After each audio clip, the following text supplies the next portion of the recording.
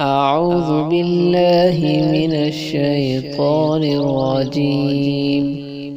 بسم الله الرحمن الرحيم.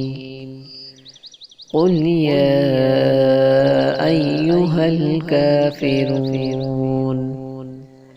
لا أعبد ما تعبدون ولا أنتم عابدون ما أعبد ولا أنا عابد ما عبدتم ولا أنتم عابدون ما أعبد لكم دينكم ولي دين.